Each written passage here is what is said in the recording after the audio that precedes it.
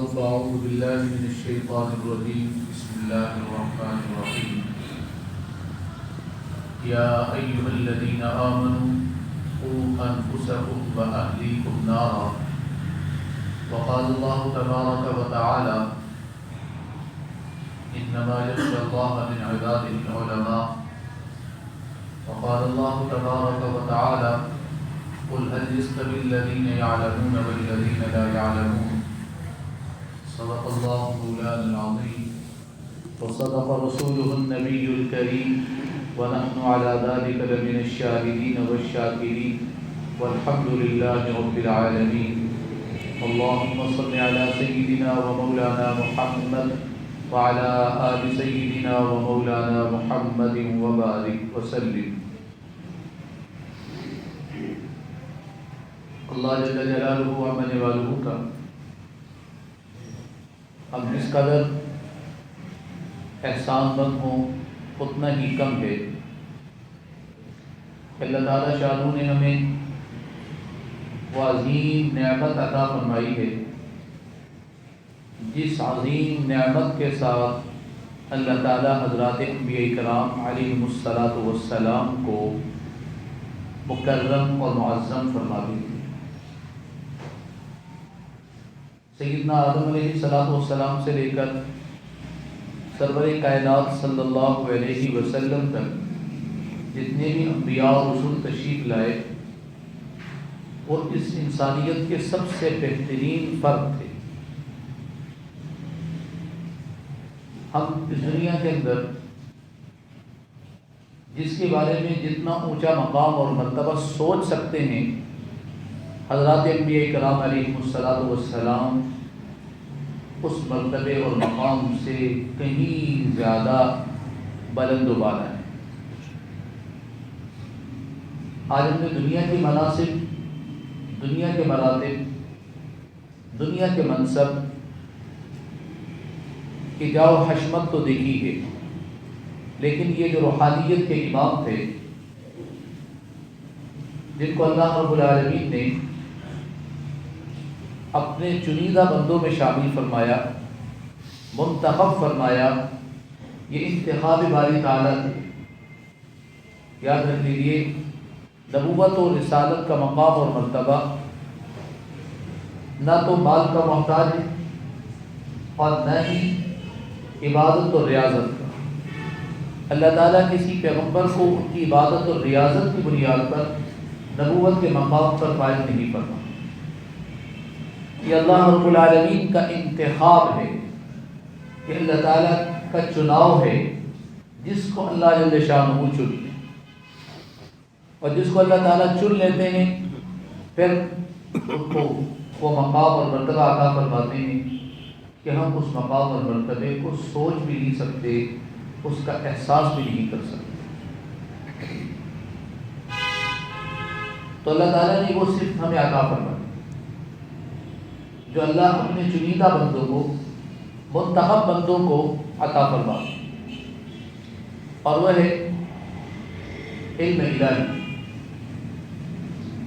اللہ جل جلالہ کی معرفت، اللہ رب العالمین کی پہچان اور اس کی عبادت اور اس کی بندگی کرنے کا ڈھنگ اور سلیقہ کہ کس طریقے سے اس کی بندگی کی جائے اور کیسے اس کو راضی کیا جائے اور کس طرح اس کے خاصان خاص بندوں میں ہم شامل ہو جائیں.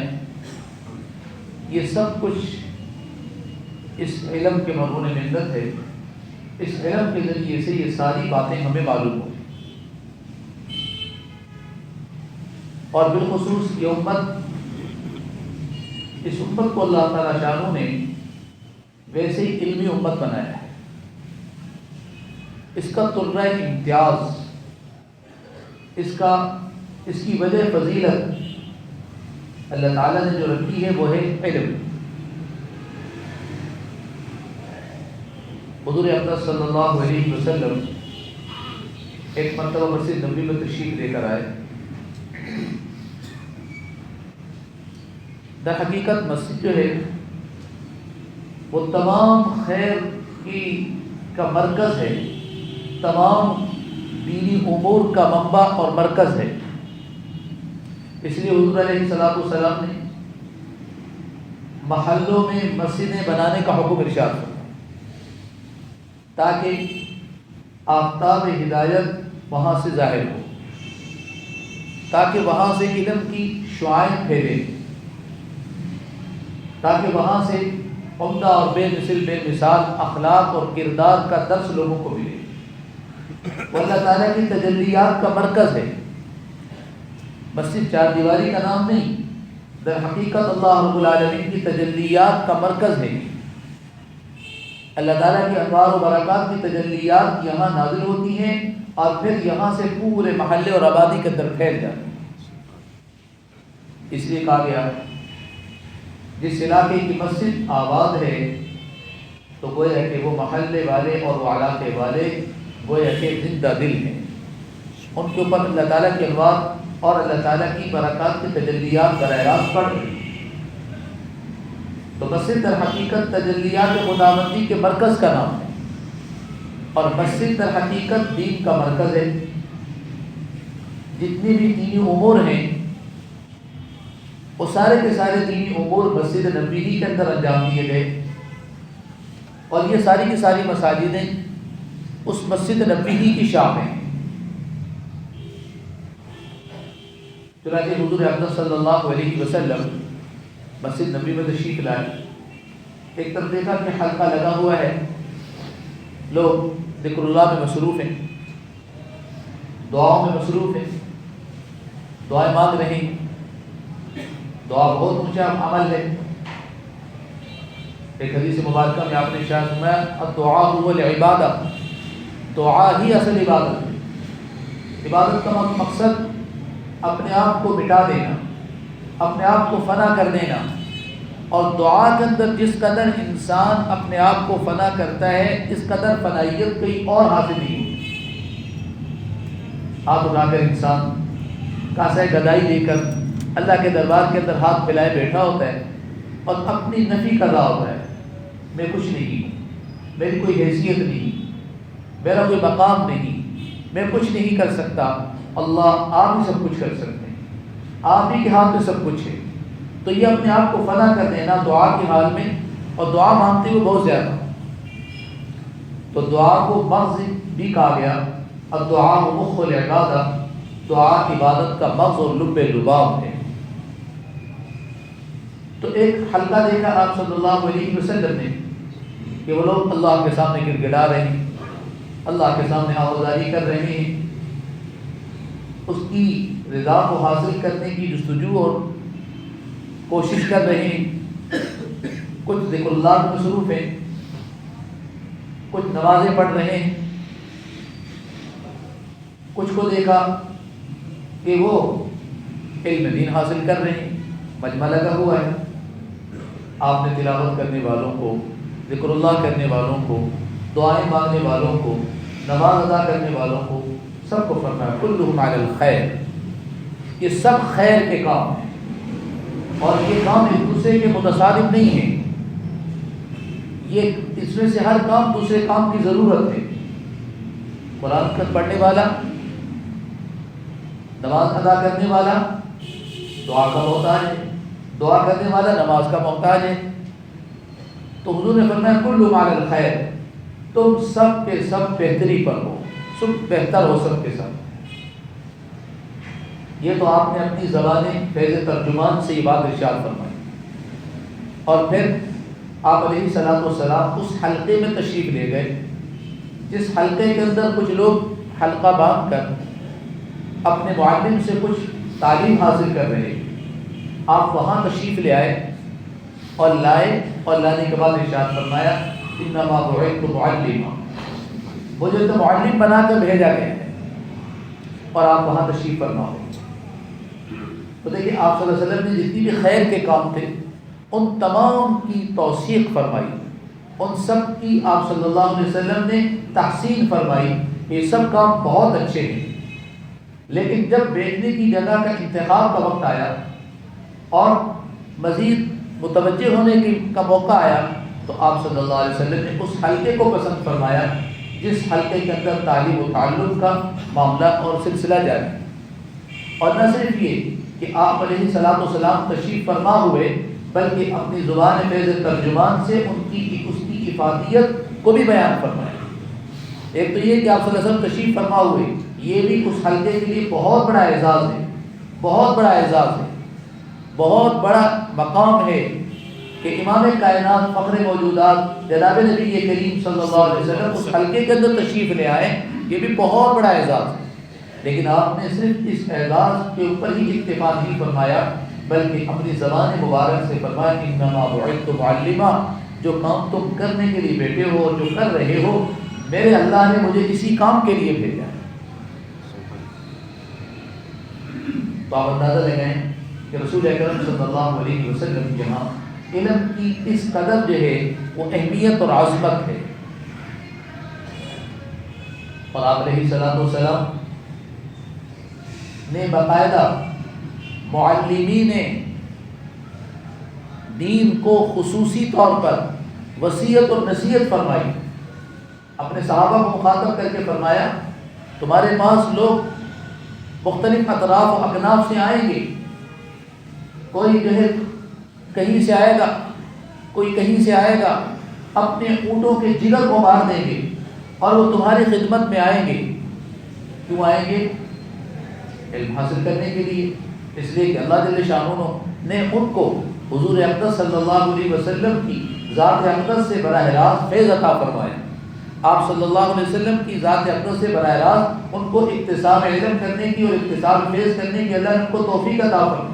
ان کا مقام اور مرتبہ بہت اونچا ہے، تو فرمایا پورے عالم سے لوگ تمہاری طرف چل کے آئیں گے، میں تمہیں ان کے بارے میں خیر کی وصیت کرتا ہوں کہ تم ان کے ساتھ خوش اسلوبی کے ساتھ پیش آنا، کہ تم ان کے ساتھ اچھے طریقے سے پیش آنا، ان کے لیے جو چیز فلاح اور بہبود کی ہو اور ان کی لیے جو چیز بہتر سے بہتر ہو تو ان کے ساتھ اس طریقے سے پیش آنا۔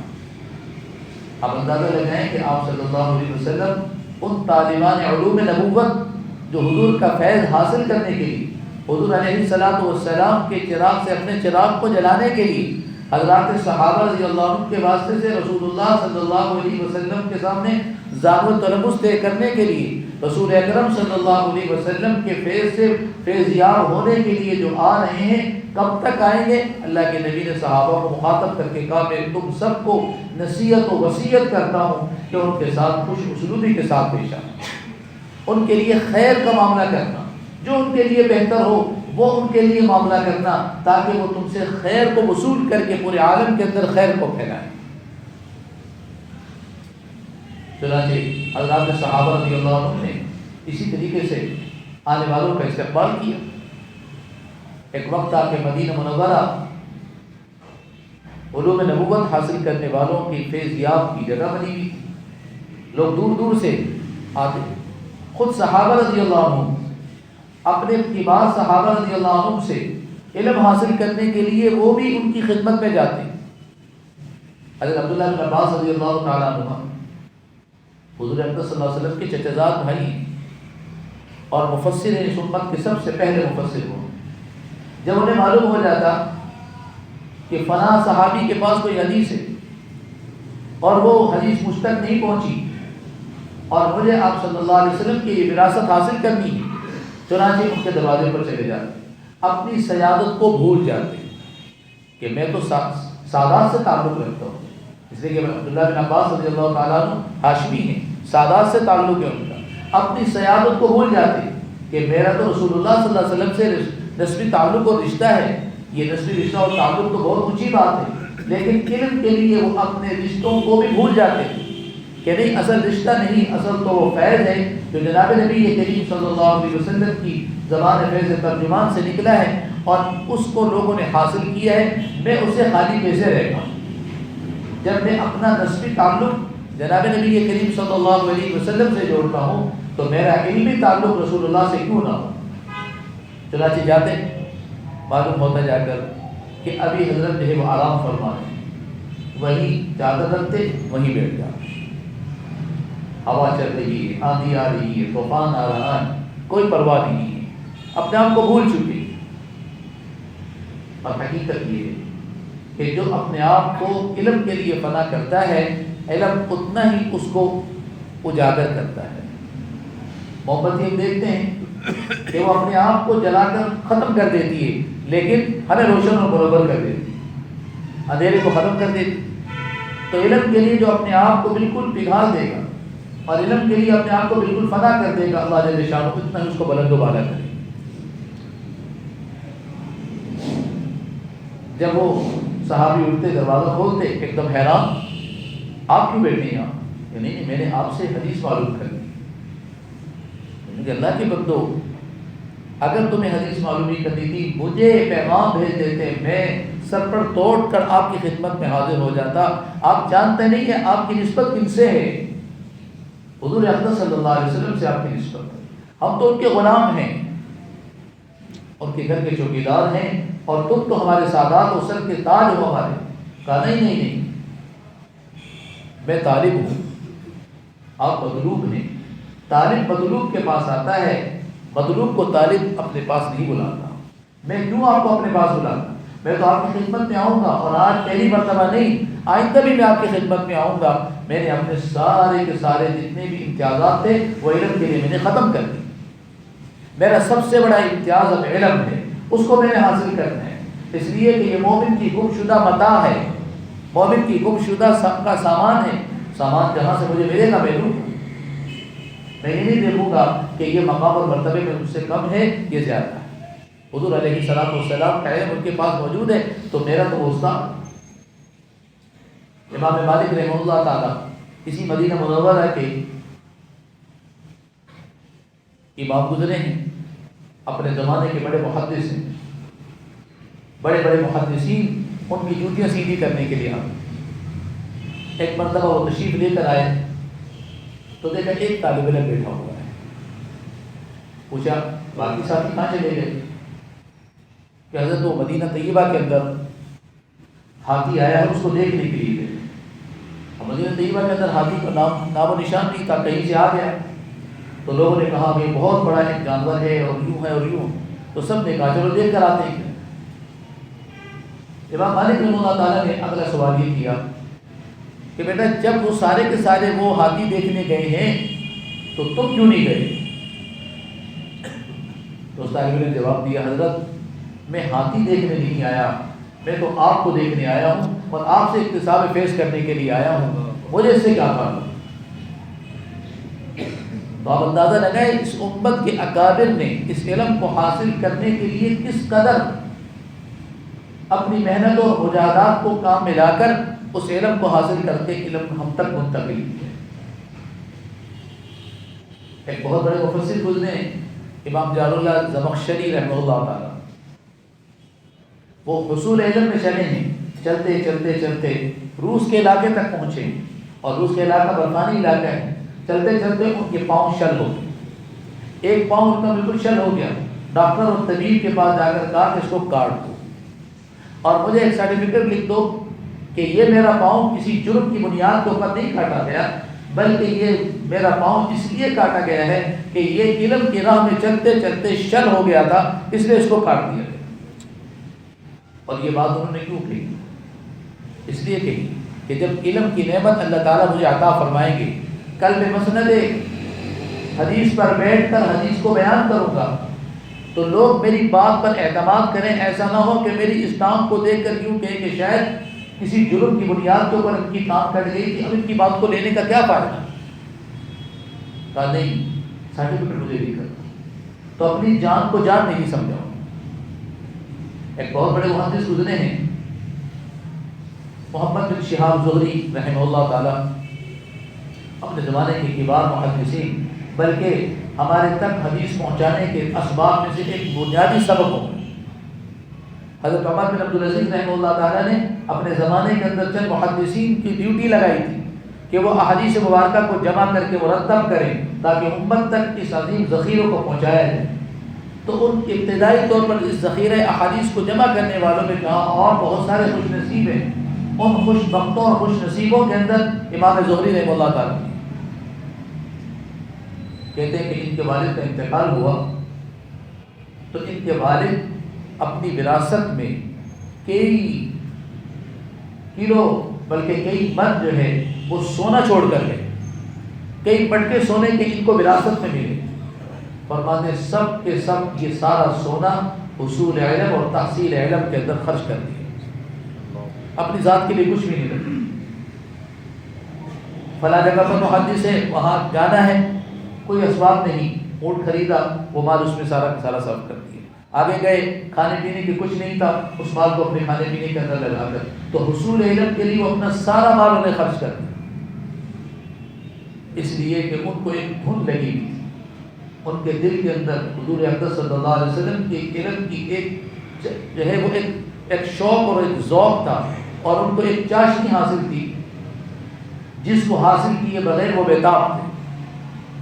جب تک وہ ان کا مقصد حاصل نہیں ہو جاتا اس وقت تک وہ بے چین بیٹھے تھے۔ تو یہ علم وہ ہے جو اللہ تعالیٰ نے انبیاء کرام علیہ السلام کو عطا فرمایا، اور ان کے توسط سے حضرات صحابہ رضی اللہ عنہ کو اللہ تعالیٰ نے یہ علم کی عظیم نعمت عطا فرمائی، اور حضرات صحابہ رضی اللہ عنہ نے اس علم کو کس طریقے سے حاصل کیا، جان کو جان نہ سمجھا، مال کو مال نہ سمجھا، اور اس علم کو حاصل کر کے اس کو آگے تک پہنچایا، اور یہ پہنچتے پہنچتے آج اللہ کے فضل اور احسان سے ہم تک پہنچ۔ لیکن آج یہ علم ہمارے لیے بیگانہ بن گیا کہ آج ہمارے ہر چیز کی قدر و قیمت اور اہمیت اور افادیت ہے، لیکن اگر نہیں ہے تو اس وراثت نبوت کی ہمارے ہاں کوئی اہمیت اور افادیت نہیں۔ حالانکہ یہ علم تو ایسا تھا کہ دنیا کی ساری چیزیں دے کر اگر اس کو حاصل کیا جاتا تب بھی سودا بہت سستا میں مل جاتا۔ تو یہ علم اللہ تعالیٰ نے ہمیں عطا فرمایا ہے، اس علم کے حاصل کرنے کے بعد ہمیں اس سے کیا فوائد حاصل ہوں۔ آپ دنیا فائدے بھی کسی جاتے ہیں، کسی نے کہا نا کہ عبادت کرنے والوں کی 3 قسمیں ہوتی ہیں۔ ایک ہے عبادت تاجرانہ، کہ تاجر جب کوئی چیز خریدتا ہے اور اس کو آگے فروخت کرتا ہے تو سب سے پہلے وہ یہ دیکھتا ہے کہ اس کے اوپر مجھے کتنے پرافٹ اور کتنا نفع ملے گا، جتنا زیادہ نفع ملے گا اتنی زیادہ اس چیز کو خریدے گا، اور جس میں نفع کم ہوگا اس چیز کو اپنی دکان سے نکال دے گا۔ تو ایک عبادت وہ ہوتی ہے جو تاجرانہ ہوتی ہے کہ نماز پڑھیں گے تو کیا ملے گا، تلاوت کریں گے تو کیا ملے گا، علم حاصل کریں گے تو کیا ملے گا، ان کے نزدیک کیا ملے گا اصل چیز ہوتی ہے۔ یہ ایک تاجرانہ سوچ ہے۔ اور ایک عبادت کا طریقہ ہے غلامانہ۔ غلامانہ طریقہ یہ ہے کہ غلام ہمیشہ اپنے آقا سے ڈرتا ہے، اس کے غصے سے، اس کی ناراضگی سے، اس کی سزا سے، اس لیے جو وہ کام کہتا ہے سر جھکا کر وہ کام اپنا کرتا ہے کہ اگر میں نے یہ کام نہ کیا تو میرا آقا مجھ سے ناراض ہو جائے، مجھے سزا دے گا۔ تو ڈر کر عبادت کرنا یہ غلامانہ طریقہ ہے عبادت۔ اور ایک طریقہ عاشقانہ کہ ہمیں اس سے کیا مطلب کہ کیا ملے گا، نہیں ہمیں کوئی مطلب، کوئی سروکار اس سے نہیں ہے کہ ہمیں ملتا ہے یا نہیں ملتا، ہمیں ملنے سے کوئی مطلب نہیں، ہم تو اپنے مولا کو راضی کرنے کے لیے کام کرتے ہیں۔ اس پر کتنا اجر ملے گا، کتنی دنیا ملے گی، کتنی آخرت ملے گی، اس سے ہمیں کوئی سروکار نہیں۔ یہ ہے عاشقانہ عبادت کہ اللہ کی محبت کے رنگ میں رنگ کر انسان اللہ کی عبادت کرے، یہ نہ سوچے کہ اس ایک تسبیح کے اوپر 1 تسبیح کا ثواب ملے گا، یہ 10 تسبیح کا ثواب ملے گا، اس آیت پر 1 آیت کا ثواب ملے گا، یہ 10 آیتوں کا ثواب ملے گا، اس لیلۃ القدر کی رات کے اندر 1 رات کا ثواب ملے گا یا 1000 راتوں کا ثواب ملے گا، اس سے کوئی سروکار نہیں، بس ہمیں تو اپنے مولا کو راضی کرنا ہے۔ تو اصل جو علم کے ذریعے سے جو چیز ہمیں ملے گی اور علم کے فوائد میں جو اہم ترین چیز ہے وہ ہے اللہ تعالیٰ کا تعلق اور اللہ کی محبت، کہ ہمارا مولا ہم سے کیسے راضی ہو جائے، ہم اس کے کیسے مقربین میں شامل ہو جائیں۔ ظاہر ہے کہ یہ علم ہمیں راستہ بتائے، اس لیے قرآن مجید نے بہت زیادہ حسر کے ساتھ اور بہت زیادہ جو ہے وہ مبالغے کے ساتھ فرمایا انما یخشی اللہ من عبادہ العلماء۔ اللہ سے اگر ڈر کہیں حقیقی معنی میں ملے گا، ایک ہوتا ہے خوف اور ایک ہوتا ہے خشیت۔ خوف ہوتا ہے کسی سے، کسی کی سزا سے متاثر ہو کر کوئی کام کرنا، اور خشیت ہے کسی کی عظمت، کسی کے وقار، کسی کے مقام، کسی کے مرتبے کو سامنے رکھ کر اس کے حکم کی بجاوری کر۔ مارتا کوئی نہیں، وہ سزا نہیں دیتا، لیکن اس کا مقام اتنا اونچا اور بلند و بالا ہے کہ دل کہتا ہے کہ اس کی اطاعت و فرما برداری۔ تو خشیت اس اطاعت و فرما برداری کا نام ہے جو کسی کے مقام اور مرتبے کو دیکھ کر انسان کرتا ہے۔ تو فرمایا یہ خشیت اگر کہیں کامل طور پر ملے گی تو فرمایا وہ علم والوں کے پاس ہی ملے گی۔ کیوں؟ اس لیے کہ علم والوں کو اس علم کے ذریعے سے اللہ رب العالمین کی معرفت حاصل ہوگی۔ جب اللہ کی معرفت حاصل ہو جائے گی تو پھر اللہ کی اطاعت و فرما برداری کرنا کوئی مشکل نہیں۔ جب تک ہمیں معرفت خداوندی حاصل نہیں ہے تو ہمیں اللہ رب العالمین کا مقام اور مرتبے کا علم نہیں۔ اس لیے قرآن پاک نے اس کے اوپر ہم پر شکوہ کیا، وما قدر اللہ حق قدر، اللہ کی وہ قدر ہی نہیں کی لوگوں نے جو اللہ کی قدر دانی کرنی چاہیے، یعنی اللہ کے ساتھ جو تعلق اور اللہ کے ساتھ جو محبت اور عظمت اور رفعت کا معاملہ اللہ کے ساتھ کرنا چاہیے تھا، پر لوگوں نے وہ کام کیا ہی نہیں۔ یہ اللہ تعالیٰ ہم سے مخاطب ہو گئے، وما قدر اللہ حق قدری، لوگوں نے اللہ تعالیٰ کی قدر نہیں کی جس طرح کہ اس کی قدر کرنے کا حق تھا۔ تو علم کے ذریعے سے جو چیز سب سے بنیادی ہے وہ یہ ہے کہ ہماری دل کی آنکھیں کھلیں گی، اور جب دل کی آنکھیں کھلیں گی تو معلوم ہوگا کہ اللہ رب العالمین کی ذات عالی کیا ہے، اللہ تعالیٰ کا مقام اور مرتبہ کیا ہے، اس کی رحمت، اس کا فضل، اس کا کرم کیا ہے، اور اس کے فضل اور اس کے کرم اور اس کی محبت اور اس کی معرفت کو حاصل کرنے کا طریقہ کار کیا ہے، وہ کن چیزوں سے راضی ہوتا ہے اور کن کو ناپسند کرتا ہے۔ بس ان کی پسندیدہ چیزوں کو اپنانا اور ان کی ناپسندیدہ چیزوں کو چھوڑ دینا، یہی علم ہمیں سکھاتا ہے۔ اور یاد رکھیں، جو ہمارا زمانہ قرب قیامت کے قریب ہوتا جا رہا ہے، یوں فتنوں کی ایک بہت لمبی لسٹ ہے، اور حضور علیہ الصلوۃ والسلام نے اس سے پہلے اس بات کو ارشاد فرما دیا، میرے امت پر ایک وقت آئے گا کہ فتنے ایسے یکے بعد دیگرے یوں آتے چلے جائیں گے، جیسے تسبیح کا دھاگا اگر کاٹ دیا جائے تو ایک کے بعد دوسرا، دوسرے کے بعد تیسرا دانا اور منکا گرتا چلا جاتا ہے، پر میں ایسے ہی فتنے آتے چلے جائیں۔ اور یہاں تک فرمایا، یہاں تک امت کو تلقین فرمائی کہ ہوش میں رہنا، ہوش میں رہنا، اتنے فتنے آئیں گے کہ تم صبح کے حال، جب صبح اٹھو گے تو اس وقت تو تم مسلمان ہو گے، لیکن شام ہونے تک تم اپنی ایمان کی کشتی ڈبو چکے ہو، اس قدر فتنے آئے۔ اور شام کو تم مسلمان ہو گے، لیکن رات بھر ایسے فکری اور ارتدادی فتنے تمہارے اوپر آئیں گے کہ صبح جب اٹھو گے تو تم ایمان والوں میں شامل نہیں ہوگے۔ بے شک تمہارا نام عبداللہ اور عبد الرحمن ہوگا، لیکن اللہ کے ہاں تم ایمان والے نہیں ہو۔ اس قدر آپ صلی اللہ علیہ وسلم نے امت کو فتنوں سے آگاہ کیا، ڈرایا نہیں، آگاہ کیا کہ جانتے رہنا اس قدر کے فتنے آئیں گے، اور ان فتنوں کا تم نے مقابلہ کرنا ہے، اور ان فتنوں سے اپنے آپ کو بھی بچانا اور اپنی نسلوں کو بھی بچانا ہے۔ اور وہ فتنے آج ہمارے سامنے، ہم پر چونکہ جہالت کا لباس پڑا ہوا ہے، اس جہالت کے لباس کی وجہ سے ان فتنوں سے ہمیں آگاہی حاصل نہیں ہے، اور وہ فتنے ہمارے اندر سرایت کرتے جا رہے ہیں، اس قدر سرایت کر کے کہ ہمارا ذہن اور دل دماغ اسلام کے بارے میں، دین کے بارے میں تشکیک کا شکار ہو گیا۔ ہم ہر عمل کے بارے میں شک کی نظر سے دیکھنے لگے، یہ صحیح بھی ہے، یہ بات جو کہی ہے نہ جانے صحیح بھی ہے یہ، یعنی اس قدر ہمارے اندر وہ فتنے جو ہیں وہ رچ اور بس گئے کہ ہمارے اندر یقین کی کیفیت ختم ہوتی جا رہی ہے، اور تشکیک اور شک کی کیفیت ہمارے اندر بڑھتی چلی جا رہی ہے۔ جب ایسے حالات ہوں کہ اللہ رب العالمین کی ذات عالی کے بارے میں شک و شبہات پیدا، حضور اقدس صلی اللہ علیہ وسلم کی ذات عالی کے بارے میں شک و شبہات پیدا ہونا شروع ہو جائے تو پھر ایمان کہاں رہا؟ پھر تو ہماری ساری محنتیں رائگاں چلی گئی، ساری کی ساری محنتیں ہماری فضول ہو گئی۔ اور اس وقت مال سے زیادہ اپنے ایمان کی حفاظت کی ضرورت انتہائی ضروری ہے۔ اور آپ ایمان کی کیا قدر و قیمت سمجھتے ہیں کہ ایمان تو چھوٹی چیز ہے؟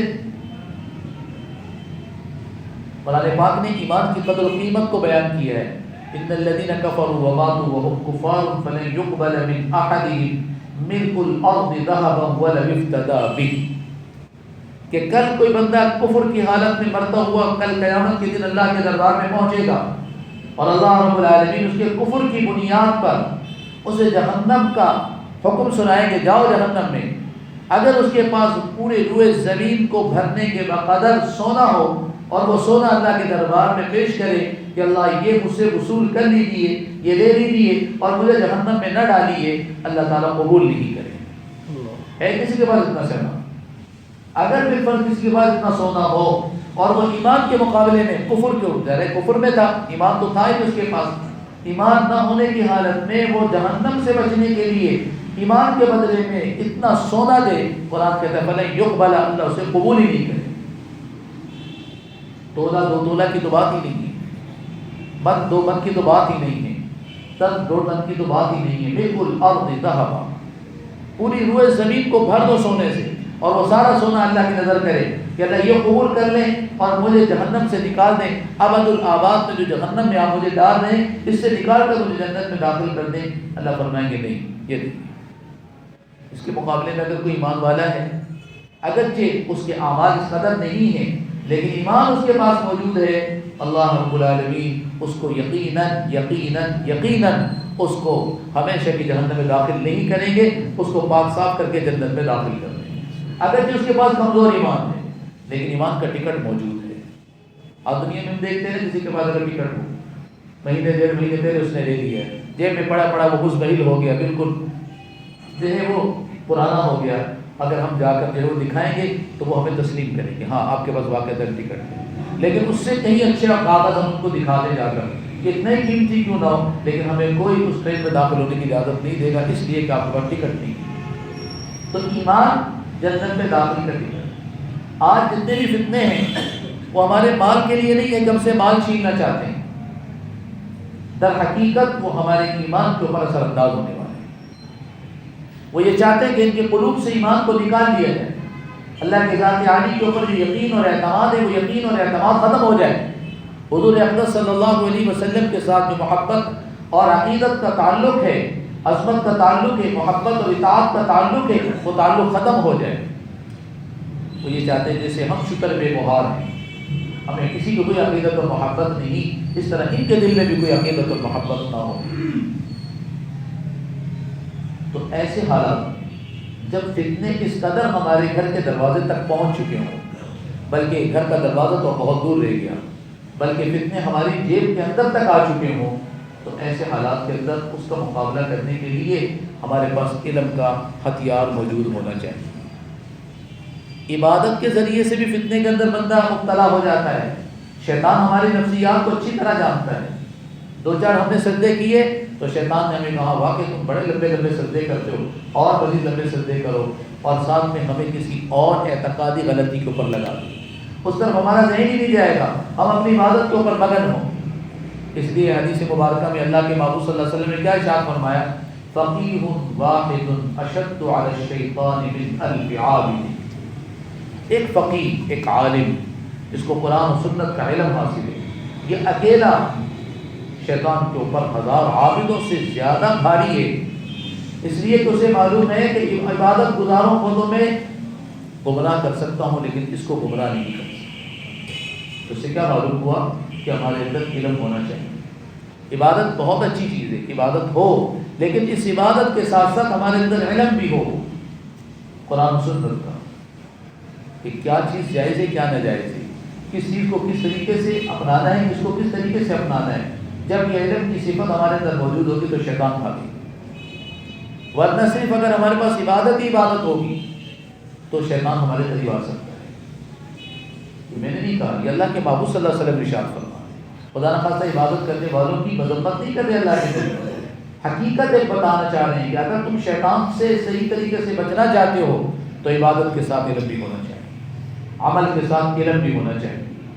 عمل اور علم میں عین لام میم دونوں کے اندر مشترک ہے، ترتیب تھوڑی بدلی ہوئی ہے لیکن دونوں کے اندر عین بھی ہے، لام بھی اور میم بھی ہے، علم کے اندر بھی اور عمل کے اندر، تو یہ ایک دوسرے سے جدا نہیں ہو سکتے۔ اگر ہم بغیر علم کے عمل کر رہے ہیں تو ہمارے علم کے اندر نہ جانے کتنے مفاسد داخل ہو جائیں گے۔ ہم اتنی محنتیں کر رہے ہیں، ریاضتیں کر رہے ہیں، لیکن ہماری نمازیں درست نہیں۔ ہم اتنا اللہ کے نام پر جو زکوٰۃ نکال رہے ہیں لیکن ہماری زکوٰۃ درست نہیں۔ ہم اتنے لاکھوں روپے لگا کر حج بیت اللہ کے لیے جا رہے ہیں، بیت اللہ کے لیے لبیک لبیک اللہم لبیک کی صدائیں بلند کر رہے ہیں، لیکن ہمارا حج درست نہیں۔ تو بتائیں یہ مال تو ہمارے کسی کام کا نہیں رہا۔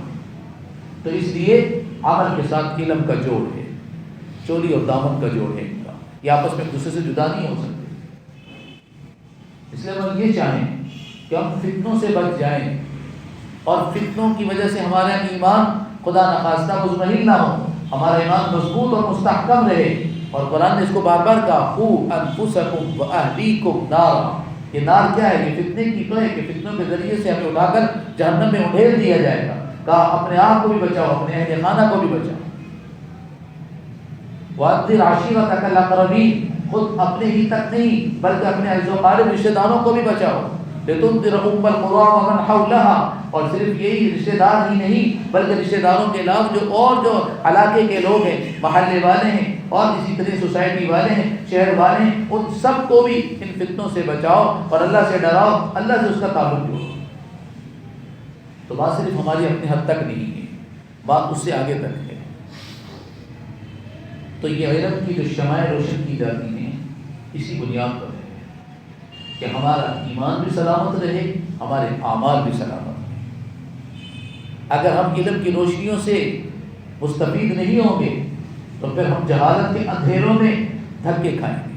آپ کو معلوم ہے کہ جب بندہ اندھیرے میں ہوتا ہے، بے شک ویسے روشنی میں اس کی نظر کتنی تیز کیوں نہ ہو، لیکن اندھیرے کے اندر بابر ٹھوکریں کھاتا ہے اور ٹھوکریں کھا کھا کے کوئی گر بھی جاتا ہے، زخمی بھی ہوتا ہے۔ اسی طریقے سے اگر علم کی روشنی ہمارے پاس نہیں ہوگی تو ہم جہالت کے اندر ٹھوکریں کھا رہے ہیں اور ہم فتنہ پرور لوگوں کے فتنے کا شکار ہو رہے ہوں گے، اور اس طریقے سے شکار ہو رہے ہوں گے کہ ہمیں احساس نہیں ہوگا، اس لیے کہ علم ہمارے پاس ہوگا۔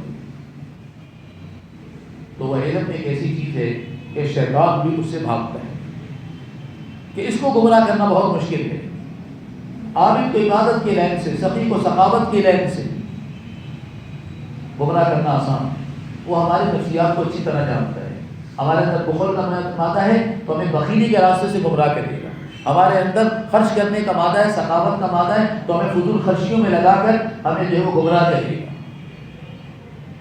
لیکن اگر ہمارے پاس علم ہوگا تو ہم اس کی ہر چال کو سمجھ سکتے ہیں۔ جو ڈاکٹر ہوتا ہے، ڈاکٹر جو ہے وہ نبض پکڑ کے بتا دیتا ہے کہ کہاں سے بیماری چلی ہے، کہاں تک پہنچی ہے، اب اس کا سد باب کیا ہو۔ ورنہ تو دوسرے لوگ ہم سے ہاتھ لگاتے ہیں کہ یہاں بخار ہے، لیکن کس وجہ سے بخار ہے، کیا بخار ہے، وہ تو طبیب پتہ ہے۔ تو اسی طرح جو فقیہ اور عالم ہے وہی اصل حقیقت میں شیطان کی اصل رگ وہی پکڑتا ہے کہ شیطان نے یہ کہاں سے فطنت شروع کہاں سے کی ہے، چنانچہ وہیں سے اس کا راستہ منقطع کر دے۔ تو بھائیو، آج جس چیز کی ضرورت ہے وہ اپنے ایمان کی سلامتی کی بہت ضرورت ہے۔ ہمیں مختلف طریقوں سے ہمارے ایمان کو مزمحل کیا جا رہا ہے، مختلف فتنے ہیں، کچھ کے اندر ہم جان بوجھ کر مبتلا ہو رہے ہیں اور کچھ ہم پر مسلط کیے جا رہے ہیں۔ ان تمام چیزوں سے اپنے ایمان کو سلامتی کے ساتھ لے کر قبر کی تہ تک جانا یہ میرے اور آپ کی ذمہ داری ہے۔ ورنہ خدا نخواستہ ہم حاجی نمازی سب کچھ رہے، ایمان ہمارے اندر نہیں رہا تو کل قیامت کے دن اور قبر کے اندر ہمارا معاملہ بہت خراب ہوتا ہے۔ اور یاد رکھیں، آج جن کو ہم بچے کہہ رہے ہیں ہمیشہ بچے نہیں رہیں گے، انہوں نے بھی کل جوانی کی دہلیز اور جوانی کے بعد بڑھاپے کی دہلیز کے اوپر قدم رکھنا ہے۔ آج اگر ہم ان کی فکر کر لیں گے اور ان کو صحیح راستہ دکھا دیں گے تو کوئی فتنہ پرور ان کو ہاتھ سے پکڑ کے کھینچ نہیں سکے گا۔ یہ دوسروں کے لیے تو رہنمائی کا ذریعہ بنیں گے لیکن یہ فتنے کا شکار نہیں ہوں، ورنہ تو خود فتنہ ہمارے گھر کے اندر داخل ہو جائے گا۔ لہذا ضرورت اس بات کی کہ ہم اپنے ایمان کی سلامتی اور اپنی اولاد کے ایمان کی سلامتی، اپنے ارد گرد ماحول کے اندر ایمان کی سلامتی، اعمال کی سلامتی کے لیے فکر کریں، اور اس کے لیے ہمارے پاس علم ہونا ضروری ہے۔ ضروری نہیں کہ آپ بہت بڑے عالم بن جائیں، لیکن اتنا تو ہو کہ جب آپ سے کوئی بات کر رہا ہو تو یہ معلوم ہو جائے کہ یہ کس فتنے کی طرف ہمیں کھینچ کر لے جانا چاہتا ہے، یہ کہاں ہمیں کھینچنا چاہتا ہے، یہ کون سے فتنے کے ایڈمنسٹریشن سے بات کر رہا ہے، تاکہ ہمیں اس بات کا علم ہو۔ ورنہ ہم نمازی تو ہوں گے، نماز پڑھتے ہوں گے، لیکن فتنوں سے بچ نہیں سکے۔ اور یہ فتنے آج ابھی تو کم تعداد میں، قرب قیامت میں جیسے جیسے آگے بڑھتے جائیں گے، یوں یوں یہ فتنے زیادہ ہوتے چلیں گے۔ اس کے لیے ہمارے لیے ضروری عمل، حضور علیہ السلام نے خود فرمایا علیکم بمجالس العلماء، تمہارے اوپر علماء کی مجالس کے اندر بیٹھنا لازم اور ضروری۔ دیکھو عطر والے کی دکان کے اوپر ہم بیٹھیں گے، عطر خریدیں نہ خریدیں، لیکن جب تک بیٹھے رہیں گے دل دماغ خوشبو سے معطر رہے گا۔ تو اسی طرح علماء کی مجالس میں بیٹھیں گے تو علماء کی مجالس میں ہم کچھ پوچھیں یا نہ پوچھیں، لیکن ہماری موجودگی میں کتنے لوگ آ کر مسائل پوچھیں گے، ہمیں ان کا علم ہوتا جائے، ہمیں خود اپنا پہ احساس ہوگا یہ تو مسئلے مجھے پوچھنے ہیں۔ بہت سارے معاملات میں ہم ڈرتے ہیں کہ مسئلہ پوچھیں گے تو نہ جانے کیا جواب آئے گا۔ بھائی جب ہم اللہ کے بندے ہیں، اس اللہ نے ہمارے لیے شریعت اور جو دین اتارا ہے وہ میری اور آپ کی فلاح اور بہبود کے لیے اتارا ہے، اس کے اندر ہماری خیر ہی خیر ہے۔ اگر کچھ وقت کے لیے ہماری اپنی غلط فہمی کی بنیاد پر یا غلط طریقے کی بنیاد پر ہم غلط راستے پر چل گئے تو دور نہیں گئے، ابھی قریب ہی ہیں، پوچھ کر اس معاملے کو سیدھا کر سکتے۔ تو لہٰذا خود اپنے ایمان کی فکر، اپنے اعمال کی فکر، یہ بہت ضروری ہے، اور اسی طرح اپنی اولاد کی، ورنہ قیامت کے دن یہی اولاد ہمارے لیے پریشان کن بن گئی۔ انا اطعنا سادتنا وكبراءنا فاضلونا السبيل ربنا آتنا ضعفين من العذاب والعنهم لعنا كبيرا۔ لیکن یہ اللہ ہمارے بڑے تھے، مقتدر تھے، یہ ہماری برادری کا بڑا تھا، یہ ہمارے خاندان کا سربراہ تھا، ان کے پیچھے چلتے تھے، یہ جیسے کہتے تھے بیٹا ایسے کرو ہم ویسے کرتے تھے۔ انہوں نے کبھی ہمیں سیدھا راستہ دکھایا ہی نہیں، غلط راستے کی طرف لیتے چلے گئے۔ اللہ اگر ہم مجرم ہیں تو یہ ہم سے 2 گنا زیادہ یہ مجرم ہیں، اگر ہمیں سزا ملتی ہے تو ہم سے 2 گنا زیادہ ان کو سزا دے، اس لیے کہ انہوں نے ہمیں سیدھا راستہ کیوں نہیں دکھایا۔ تو بھئی یہ جو علماء اور یہ جو مدارس اور یہ جو مساجد ہیں، یہ ہمارے ایمان اور اعمال کی اصلاح اور اعمال کی حفاظت کے ذرائع ہیں، یہ مراکز ہیں، ان مراکز سے ہمارے ایمان اور اعمال کی سلامتی ہے۔ ہم سے کچھ نہیں لیتے، قل لا اسألکم علیہ اجرا، جو عالم آپ کے سامنے درس دے گا، جو عالم آپ کو مسائل بتائے گا، وہ آپ سے کبھی نہیں کہے گا کہ مجھے کچھ، اس لیے کہ نبی کا اعلان قل لا اسألکم علیہ اجرا، کوئی اجر نہیں چاہیے، لیکن اتنی ضرورت بات ہے کہ جو ضرورت کی چیز ہے وہ ضرورت کی چیز آپ تک پہنچنی چاہیے، تاکہ کل قیامت کے دن یہ نہ کہیں کہ جی ہمیں معلوم نہیں تھا۔ آج ہمیں اللہ تعالیٰ نے موقع عنایت کیا ہے، اللہ تعالیٰ حضرت کو جزائے خیر عطا فرمائے۔ میں حضرت سامنے تشریف فرمائے ہیں، ورنہ حقیقت یہ حدیث مبارکہ میں آتا ہے، حضور علیہ السلام نے ارشاد فرمایا یوں تو حسد جائز نہیں ہے کسی پر، حسد کسی کا جیلس مند کا یہ جائز نہیں ہے، یہ تو ایک روحانی بیماری ہے، اور یہ روحانی بیماری ترقی کر کے آج تک جسمانی بیماری بن جاتی ہے، بندہ ٹینشن کا شکار ہو جاتا ہے حسد کی بنیاد کے اوپر۔ لیکن فرمایا 2 بندے ایسے ہیں کہ جن کے اوپر اگر حسد کرنا جائز ہوتا تو ان کے اوپر حسد کیا جا سکتا تھا، لیکن اب حسد تو جائز نہیں، لیکن رشک بھری نظر سے ان کو دیکھا جا سکتا ہے، اور رشک بھری نظر سے ان کے کام کو دیکھ کر اللہ سے اپنے لیے بھی اس کی توفیق مانگی جا سکتی ہے۔ فرمایا ایک وہ بندہ جس کو اللہ نے قرآن اور حکمت علم عطا کیا ہے، اور وہ شب و روز اس علم کو پھیلانے میں مصروف العمل ہے، کبھی صبح، کبھی شام، کبھی دن، کبھی رات، کبھی قرآن پاک کا درس ہے، کبھی حدیث مبارکہ، کبھی فقہ، اور کبھی لوگوں کے ساتھ مسائل، کبھی جو ہے وہ لوگوں کی اصلاح، کبھی تزکیہ، ان معاملات کے اندر ہمیشہ اپنے آپ کو مصروف رکھے ہوئے، فرمایا یہ بندہ قابل رشک ہے۔ دنیا والے تو نہ جانے کس پر رشک کرتے ہوں گے، لیکن اللہ کے نبی فرما رہے ہیں، اللہ کے نبی کہ یہ قابل رشک آدمی، اس کے اوپر رشک کیا جائے، اور اس جیسا بننے کی انسان کوشش کرے کہ میں بھی ایسا بن جاؤں۔ اور دوسرا وہ بندہ جس کو اللہ تعالیٰ نے مال عطا کیا، اب اس مال کو وہ اس قدر خرچ کرتا ہے، دائیں بھی بائیں بھی سامنے بھی پیچھے بھی، یعنی کوئی خیر کا کام ایسا نہیں کہ جس کے اندر اس کا مال نہ لگتا ہو، وہ دیکھتا ہی نہیں ہے کہ کتنا میں نے دیا ہے، بس اللہ کا نام آیا، اور اللہ کا نام آنے کے بعد اس نے پھر مال کو روکا نہیں، اس مال کو خرچ کرتا جانا۔ تو یہ دو بندے قابل رشک. اللہ تعالیٰ نے حضرت کو بھی یہ توفیق عطا فرمائی. الحمدللہ آپ کی مسجد واقعتاً مساجد ایسی ہونی چاہیے کہ جو اس طرح آباد ہوں کہ قرآن پاک کا درس بھی ہو رہا ہے، بڑوں کے لیے بھی، چھوٹوں کے لیے علم دین کورس ہو رہا ہے، جوانوں کے لیے علم دین کورس ہو رہا ہے. حج عمرے کے لیے جا رہے ہیں جی، اتنا خرچ کر کے جا رہے ہیں، نہیں جی ہماری ذمہ داری ہے ہم آپ کو بتائیں کہ عمرہ کیسے کیا جاتا ہے، حج کیسے کیا جاتا ہے. تو یہ ہمارے محسن ہیں کہ جو ہمیں ہماری عبادتوں کے خراب ہونے سے بچا لیتے ہیں، کہ ہماری عبادتوں کے اندر کوئی فساد نہ آئے، ہماری عبادتوں کے اندر کوئی کمی نہ آئے، ہماری عبادتیں اور مزید اچھی ہوں اور اللہ سے اجر و ثواب لینے والے ہم ہوں. تو اللہ تعالیٰ حضرت کو جزائے خیر عطا فرمائے کہ ماشاء اللہ ابھی چند دنوں پہلے پھر سے قرآن کی تکمیل کی مجلس کے اندر جو ہے وہ شرکت کی اللہ تعالیٰ نے توفیق عطا فرمائی. اب علم دین کی تکمیل کا موقع ہے. اللہ کرے جلد سے جلد حج عمرے کی جو ہے وہ معاملات اللہ تعالیٰ آسانی فرما دے اور پھر حج عمرے کے لیے پھر جو ہے وہ اس قسم کی مجالس کا منعقد ہونا تو واقعتاً آپ کی مسجد اور آپ حضرات سب کے سب مبارکباد کے مستحق ہیں.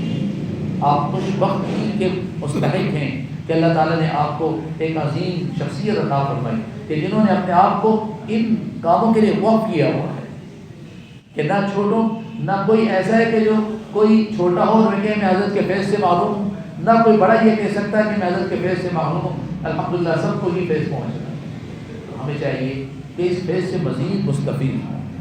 اس سے پہلے کہ نعمت چھینے اس نعمت کی قدردانی کر لینی چاہیے. عام طور پر ہم نعمتیں چھن جانے کے بعد پھر نعمتوں کی قدردانی کرتے ہیں. بھائی نعمت تو چھن گئی، اب اس کی کیا قدردانی کریں. اب موجود جو نعمت ہے اس نعمت کی قدر کریں گے، اللہ اس نعمت میں اور برکتیں عطا فرمائیں گے اور مزید اس میں رفعتیں عطا فرمائیں گے. اللہ رب العالمین ہمیں حضرت سے خوب مستفید ہونے کی توفیق عطا فرمائے. آپ نے بھی پڑھا، آپ اپنے اور ساتھیوں کو خود دوبارہ بھی پڑھ سکتے ہیں اور مزید ساتھیوں کو متوجہ کر سکتے ہیں. کوئی فیس تو ہے نہیں کہ جو فیس لے کر اب جو ہے وہ کسی کو دیں. علم مفت ہے. اللہ تعالیٰ نے جو چیز ہماری ضرورت کی ہے وہ مفت ہمیں عطا کی ہے. ہوا ہماری ضرورت ہے مفت ہمیں مل رہی ہے. روشنی ہماری ضرورت ہے، اللہ نے بین الاقوامی بلب سورج کی صورت میں دیا ہے، مفت ہمیں روشنی مہیا کرتا ہے. علم ہماری ضرورت ہے، اللہ نے یہ مفت ہمارے لیے دیا ہے، یہ مفت ہے. تو اس مفت کے لینے کے اندر ہم کیوں جو ہے وہ بخل کا مظاہرہ کریں. دنیا میں تعلیم ہماری ضرورت نہیں ہے، اس لیے آپ دیکھیں کہ کتنی مہنگی ہے، اور دین ہماری ضرورت ہے اور اصل ضرورت ہے. اللہ نے اس کو اتنا ہی عام کر دیا ہے اور اتنا ہی اللہ نے اس کو سہل اور سستا کر دیا. ہمیں چاہیے کہ اس فیض سے بھرپور مستفید ہوں اور لوگوں کو بھی دعوت دیں کہ تاکہ آپ کی مسجد جو ہے صرف آپ کے علاقے کے حد تک نہیں بلکہ پورے شہر سے آپ کی اس مسجد کے اندر فیض حاصل کرنے والے آئیں، تاکہ کل قیامت کے دن آپ کے نام اعمال کے اندر ان سب کا ثواب ہو. اللہ رب العالمین ہمیں علم پر عمل کی توفیق نصیب فرمائے. ہمارے جن بھائیوں نے اس علم دین کورس میں حصہ لیا، اللہ ان کو بہترین جزا عطا فرمائے اور ان کو اپنے اس عمل پر اخلاص کے ساتھ عمل کرنے کی اللہ توفیق نصیب فرمائے. اور جو ہمارے بھائی ابھی تک اس سے مستفید نہیں ہو پائے، دور ہیں، اللہ ان کو قریب آنے کی توفیق نصیب فرمائے. وآخر دعوانا الحمدللہ رب العالمین.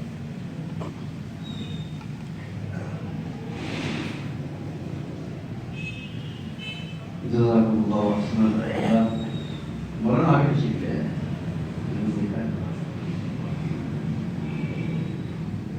مفتی صاحب فتنوں سے متعلق گفتگو فرما رہے تھے. اس وقت بہت سارے فتنے ہیں اور ان فتنوں کا مقابلہ علم کے ذریعے سے، لیکن آج صورتحال یہ ہے کہ ہم علم جو ہے بغیر علماء کے حاصل کرنے کی کوشش کرتے ہیں. آج ہماری صورتحال یہ ہے، ہم یہ کہتے ہیں ہمارے پاس نیٹ موجود ہے تو ہمیں کسی عالم کے پاس جانے کی کیا ضرورت ہے، خود ہی سرچ کر لیں گے. یاد رکھیے یہ نیٹ گمراہی کا ذریعہ ہے، اندھیرے کنوؤں میں پھینکے جانے کا ذریعہ ہے. اس کے ذریعے سے ہم مسائل معلوم کرتے ہیں. نہ جانے مسائل بتانے والے کون کون ہوتے ہیں. کوئی قادیانی بیٹھا ہوا ہے، کوئی دشمن دین بیٹھا ہوا ہے، دشمن قرآن بیٹھا ہوا ہے، وہ آپ کو مسئلہ صحیح کیسے بتائے گا. علم حاصل کرنے کے ساتھ ساتھ جب تک ہمارا تعلق علماء اور صلحاء سے نہیں ہوگا، یاد رکھیے یہ علم بھی ہماری بربادی کا ذریعہ بن جائے گا. ایک نوجوان جو کالج میں پڑھتا تھا، اور اس کا استاد جو ہے وہ قادیانی تھا، ٹیچر۔ اتفاق اس کا تعلق غالباً مولانا لال حسین اختر یا مولانا محمد حیات مولانا لال حسین اختر رحمۃ اللہ علیہ سے بھی تھا۔ اب یہ بچہ کالج جاتا ہے تو کالج کا پروفیسر اسے قادیانیت کی تبلیغ کرتا ہے۔ وہ وہاں سے آتا ہے مولانا کے پاس اور مولانا کو آ کر اس کا سوال بتاتا ہے، مولانا اس کا سوال کا جواب دیتے ہیں۔ پھر یہ مولانا اسے سوال بتاتے ہیں تو وہ جا کر ادھر کہتا ہے، وہ اس کا جواب دیتا ہے۔ اب کبھی ادھر کبھی ادھر کبھی ادھر کبھی ادھر، ادھر کی بات ادھر ادھر کی بات، یہ بچہ پریشان ہے۔ ایک دن قادیانی پروفیسر کیا کہتا ہے کہ سارے سلسلے کو جھنجھٹ کو ختم کرو، میں آج تمہیں ایسی بات بتاتا ہوں، ایسی بات بتاتا ہوں، ایسا نسخہ بتاتا ہوں کہ اس کے بعد پھر تمہیں کچھ پوچھنے کی ضرورت ہی پیش نہیں ہے۔ کیا ہے؟ آپ ایسا کریں، استخارہ کر لو، استخارہ کر لو۔ آج میں اور آپ بھی استخارہ کرتے ہیں اور استخارے کے لیے بڑی بھاگ دوڑ کرتے ہیں، اور ہم سمجھتے ہیں کہ استخارے سے بہتر کوئی چیز نہیں۔ تم استخارہ کرو کہ میں مرزا کی ابتدا کروں یا نہ کروں،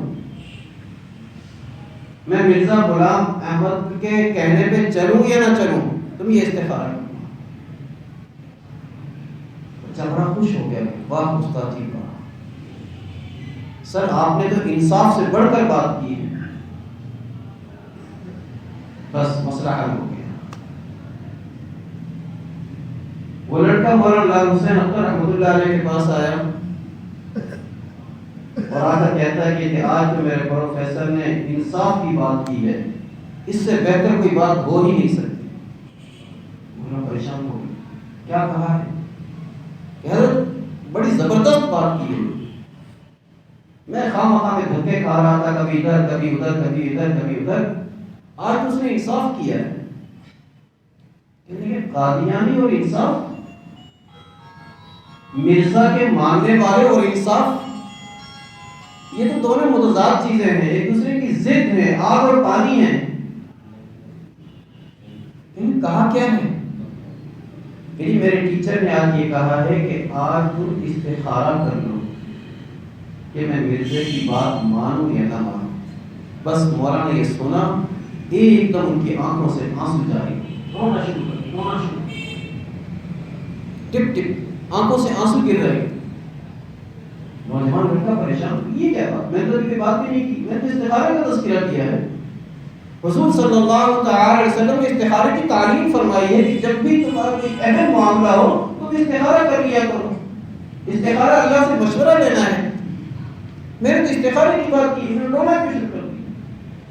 کافی دیر کے بعد جب مولانا کو طبیعت ان کی بحال ہوئی، مولانا فرمانے لگے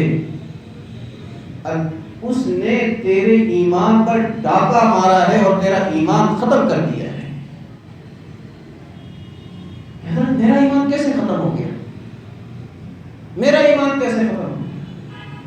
فرمایا کہ جب تجھے نبی کریم صلی اللہ تعالی علیہ وسلم کے ختم نبوت کے بارے میں شک پیدا ہو گیا، تیرا ایمان تو ختم ہو گیا، تیرا ایمان باقی کہاں رہا؟ ایمان یقین کا نام ہے، جب یقین نہیں رہا، تیرے اندر شک پیدا ہوگا تو ایمان تو ختم ہو گیا۔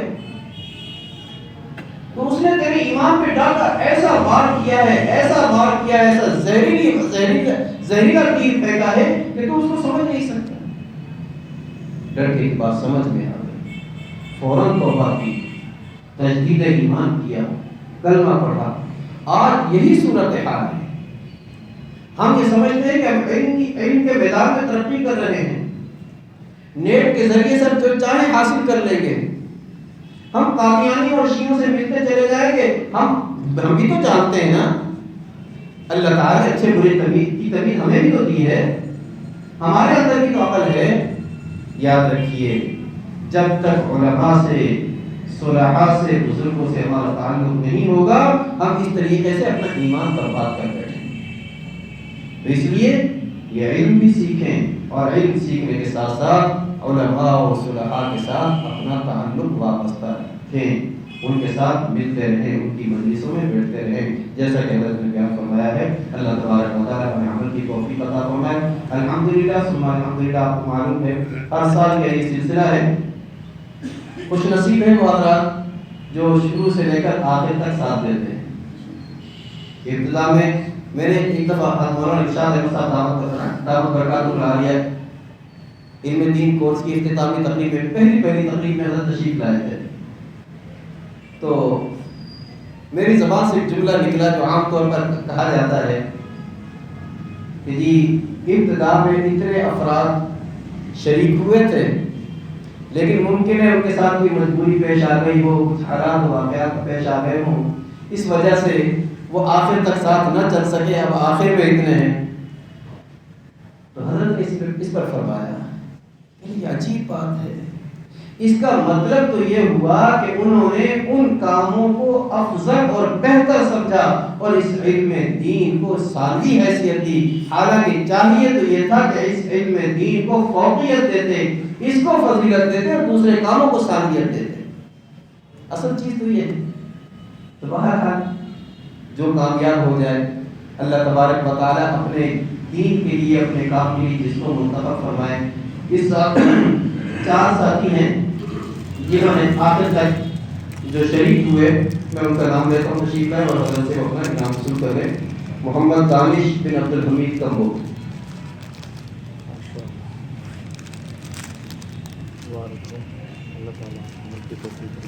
عزیر محمد یونس قریشی،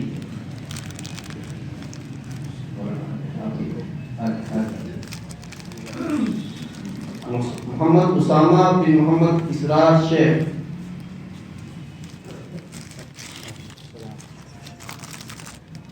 محمد جواد بن محمد اشرف شمسی،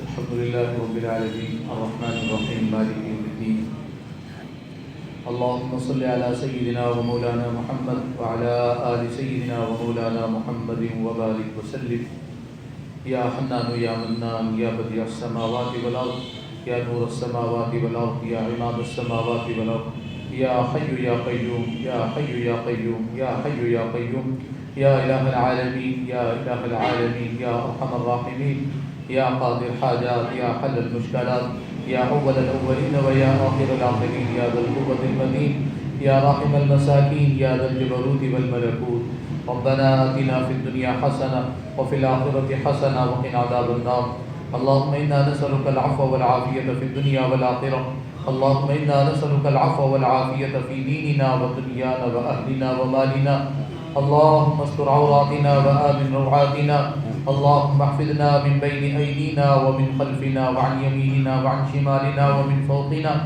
ونعوذ بك بعظمتك أن نغتال من تحتنا يا حي يا قيوم يا حي يا قيوم يا حي يا قيوم برحمتك نستغيث أصلح لنا شأننا كله ولا تكلنا إلى أنفسنا طرفة عين اللهم إنا نسألك علما نافعا اللهم إنا نسألك علما نافعا ورزقا حلالا طيبا واسعا اللهم إنا نسألك إيمانا مستقيما وفضلا دائما وشفاء من كل داء اللهم إنا نعوذ بك من عذاب جهنم ونعوذ بك من عذاب القبر ونعوذ بك من فتنة المسيح الدجال ونعوذ بك من فتنة المحيا والممات اللهم إنا نعوذ بك من زوال نعمتك وتحول عافيتك وفجاءة نقمتك وجميع سخطك لا إله إلا أنت رحیم و کریم اللہ ہمارے اس بیٹھنے کو قبول و منظور فرما لیجیے۔ اللہ جن بچوں نے، جن ساتھیوں نے علم دین کے اندر کورس میں شرکت کی، اے اللہ ان کو اور مزید علم میں نکھار پیدا عطا فرما، اللہ ان کو علم پر عمل کی توفیق عطا فرما، قدم قدم پر ان کی دستگیری فرمانا، اللہ ہر شر فتنے سے ان کی حفاظت فرمانا، اللہ ہر نیکی کے اندر ان کو آگے بڑھ چڑھ کر حصہ لینے کی توفیق عطا فرمانا۔ اے اللہ ہمیں اور ہماری قیامت تک آنے والی نسلوں کو ہر قسم کے شر، فتنے، آزمائش اور امتحان سے محفوظ فرمائیے۔ رب کریم ہمیں دونوں جہانوں کی عافیتیں، دونوں جہانوں کی رحمتیں، برکتیں، رفعتیں، عظمتیں، عزتیں نصیب فرما دیجیے۔ اللہ ہمیں اخلاص و تقویٰ کا اعلیٰ مقام نصیب فرما دیجیے۔ اللہ اپنے مقبول اور محبوب بندوں میں ہمیں بھی شامل فرما دیجیے۔ ہر قسم کی ظاہری اور باطنی، جسمانی اور روحانی، اے اللہ چھوٹی اور بڑی تمام کی تمام بیماریوں سے ہمیں اور تمام امت کو یا اللہ پناہ عطا فرما دیجیے۔ اللہ ہمیں ہر بیماری سے بچا لیجیے۔ جو ساتھی بیمار ہیں اللہ ان سب کو شفاء کامل عاجل عطا فرما۔ ہمارے ایک ساتھی ان کے والد و والدہ دونوں ہی بیمار ہیں، اللہ ان کو شفاء کامل عاجل عطا فرما۔ جتنے بھی مسلمان بیمار ہیں اللہ سب کو شفاء کامل عاجل عطا فرما۔ جو ہم سے پہلے ہمارے بڑے، ہمارے چھوٹے، ہم سر، اے اللہ اساتذہ، مشائخ، اے اللہ جو بھی دنیا سے جا چکے ہیں میرے مالک سب کی کامل مغفرت فرما، سب کو اپنے جوار رحمت میں جگہ عطا فرما۔ اے اللہ اس مسجد کو مینار نور بنا دیجیے، اللہ اس کے فیض کو پورے عالم میں پھیلا دیجیے۔ حضرت کو صحت عافیت عطا فرمائیے، ہر قسم کی ظاہری اور باطنی تمام بیماریوں سے اے اللہ محفوظ فرمائیے۔ حضرت کے فیض کو سارے عالم میں پھیلا دیجیے اور مزید ہمت اور استقلال اور اخلاص کی نعمت عطا فرمائیے۔ رب کریم ہمیں بھی ان کی اس نیک کام کے اندر بھرپور طور پر تقلید کرنے کی توفیق عطا فرمائیے۔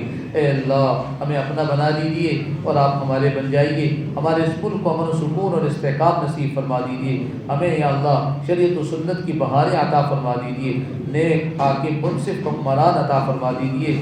اللہ رحمت و برکتوں کا نزول فرما دیجیے، بے برکتی کو ختم فرما دیجیے، آسمان سے بھی رحمتوں کا نزول فرما دیجیے، زمین سے رحمتوں کا ظہور فرما دیجیے۔ اللہ ہماری عمر میں، صحت میں، مال میں خوب برکتیں، رحمتیں شامل حال فرما دیجیے۔ جن ساتھیوں نے دعاؤں کے لیے کہا یہ کہنا چاہتے تھے اللہ ان تمام کی نیک حاجات، نیک تمناؤں کو پورا فرما۔ جن کا ہم پر حق بنتا ہے کہ ہم ان کے لیے دعائیں کریں، اللہ ان کو ہر قسم کی بیماری، ہر قسم کی پریشانی، ہر قسم کی تکلیفوں سے محفوظ فرمائیے۔ ان کی تمام نیکیوں میں اے اللہ ان کے آپ معاون اور مددگار بن جائیے۔ اللہ ہمیں صراط مستقیم پر عافیت اور اخلاص کے ساتھ، استقامت کے ساتھ چلنے کی توفیق عطا فرما۔ مرتے دم تک ایمان کی، اعمال کی، اعضاء کی سلامتی عطا فرما۔ اے اللہ رحم و کرم کا معاملہ فرما۔ دنیا میں جہاں کہیں بھی مسلمان رہتے بستے تمام مسلمانوں کی جان، مال، عزت، آبرو، ایمان اور اعمال کی حفاظت فرما۔ اللہ حرمین شریفین کی حفاظت فرما، اللہ حرمین شریفین کی حفاظت فرما۔ تمام مدارس، مساجد، مراکز کی حفاظت فرما۔ جن خانقاہوں کے اندر اللہ اللہ ہوتی ہے اللہ ان خانقاہوں کی حفاظت فرما۔